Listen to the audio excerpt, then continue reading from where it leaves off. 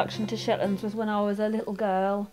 In the village where I used to live, I was lucky enough that people would let me go and ride their ponies, and predominantly they were all Shetlands. When I first left school, my first job was at a Shetland pony stud, and that's where my love of Shetlands really deepened.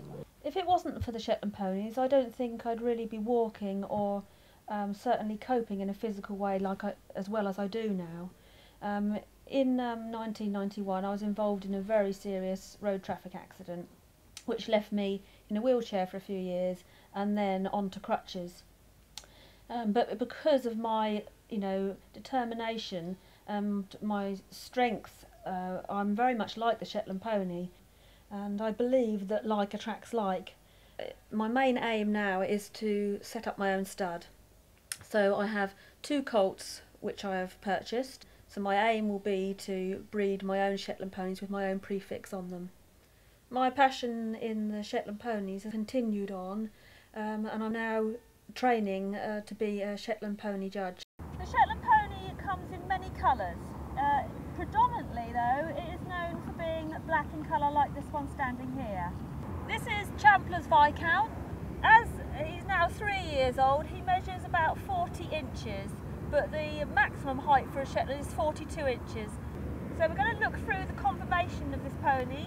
So if you look first of all at the front leg, this pony is very good because he's got what we call good bone. So we're looking at this area from here to here, and you want that as short as possible, and if you put your hand round there, you want as much measurement round that bone as you can.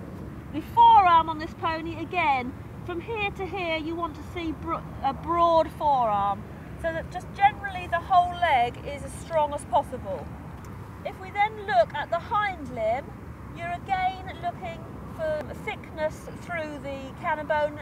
If we look at this pony's head, in the Shetland pony you're looking for a small head with small ears. Now, if anything you were going to criticise this Shetland pony on, you would say that the pony's ears are just a tiny little bit too big. Then if we go on to the rest of the body in general, you can see that a Shetland pony compared to some of the other breeds is very short and compact. And as we all know, the Shetland ponies have been used in the past as pit ponies or for being used on the crofts in the Shetland Isles. So if we look at the point from the withers here to the loins, there is a short area here, so you want the Shetland's back to be short. The other point that needs to be made when we're looking at a Shetland pony is you are looking for an abundance of hair. So that's a long mane and tail, a long forelock and thick, so that the horse, when it's in its natural state, would be protected from the elements. Shetlands will always be a part of my life. Hopefully I'll be setting up my own stud, and I've got a little one on the way, so I'm hoping that the child will also be interested in riding, because obviously these are the ideal children's ponies, and being small I'll be able to have my little kiddies on them.